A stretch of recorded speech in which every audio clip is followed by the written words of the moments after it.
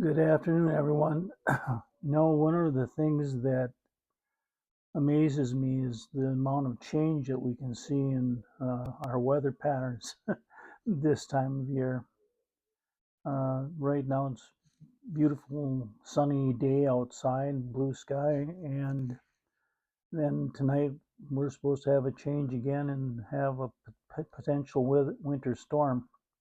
Really, really interesting time of the year. However, it's not going to prevent me from going into this fourth episode. And in this episode, I'm going to talk about small faith and big results. And actually, it's based on Matthew 17, verse 20. And we've all heard this one, and there's a great deal of truth to it. If you have faith as small as a mustard seed, nothing will be impossible for you. And the key here is that the size of faith matters less than the direction of faith. And what that means is, have you ever felt like your faith just wasn't enough or just wasn't strong enough?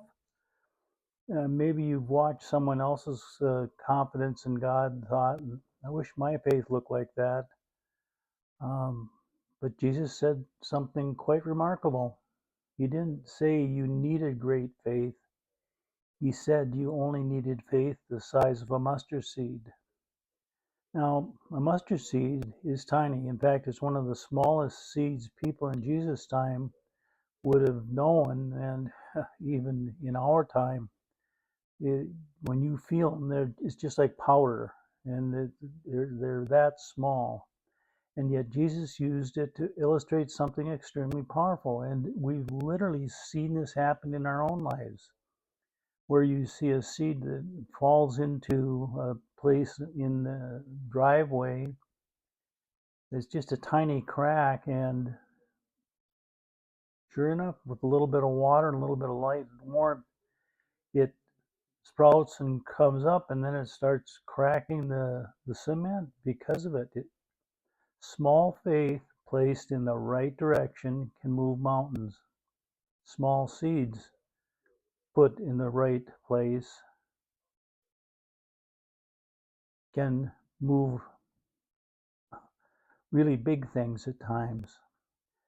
Now, one of the common things that I think is, and it's not unusual, I know I've uh, reflected on this many times, that there's definitely a misunderstanding about faith. Many people believe they need to reach some level of spiritual strength before God can use them. And that's really not true. They think my faith isn't strong enough. I doubt too much. I'm not ready. But Jesus never said faith had to be perfect. Think about David and Goliath. Isn't that a case of that? And Daniel in the lion's den? Jesus never said faith had to be perfect. He said it simply had to exist. And faith isn't about emotional intensity. It's about where you place your trust.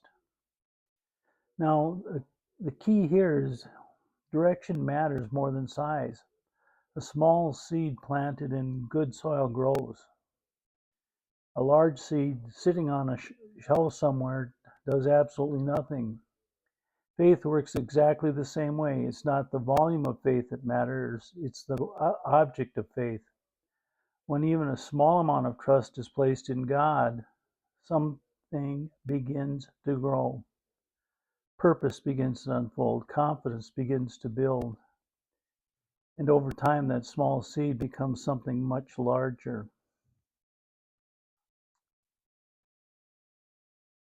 You know, this particular channel is purpose, passion, and gratitude. And faith and purpose are very much related. Often people delay stepping into their purpose because they feel their faith isn't strong enough yet. But purpose is often discovered while walking, not while waiting.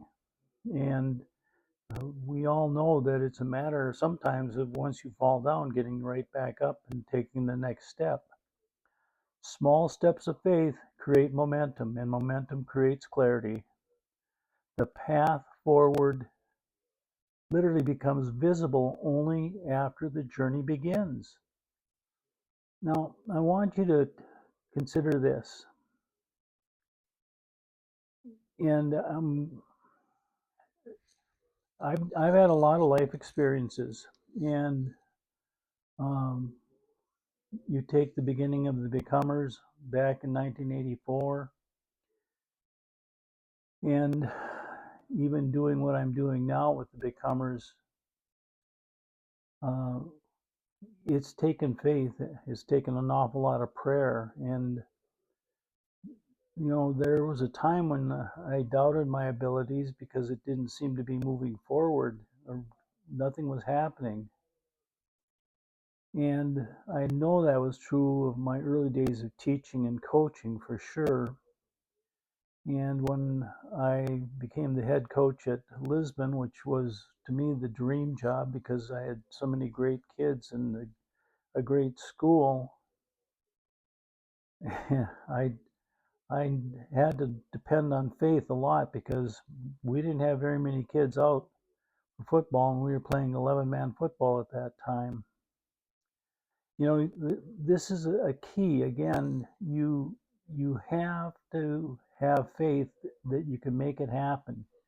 Um, there have been times in my life when my faith felt really small, but I've learned that even small faith, when placed in the hands of God, can lead to results far beyond what we imagined.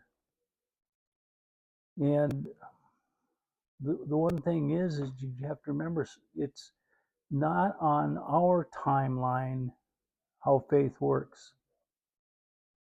Jesus used the image of moving mountains, but mountains rarely move instantly.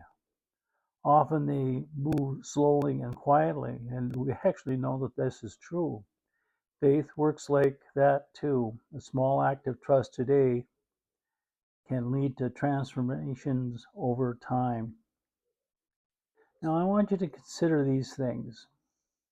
And as Beth says at church every Sunday, she always has a challenge at the end of her sermon. And although this is truly not a sermon, it is a discussion, a dialogue, essentially. What are you waiting for? Stronger faith before taking a step? Where are you waiting for a stronger faith before taking a step? What small act of faith could you take today? Remember, you don't need mountain-sized faith. You need mustard seed faith. And I'm going to just suggest taking a look at the reflection questions and reflect on them, and even journal on them. And enjoy the YouTube, share it, subscribe, or check out the Becomers and become a member of the Becomers movement. I'd really appreciate that. Anyway, again, go out today, and if you see there's someone who needs some help them out, raise them up, make their day better by your act of kindness. And in doing that, you made their day better, perhaps their life better. But that for sure, you made your life better because you were willing to act, and that is being part of your character, and that literally made your life that much better. And if we can do that, the world will be a better place also. Now, again, have a great day. Look forward to having you on here again next week for episode 5.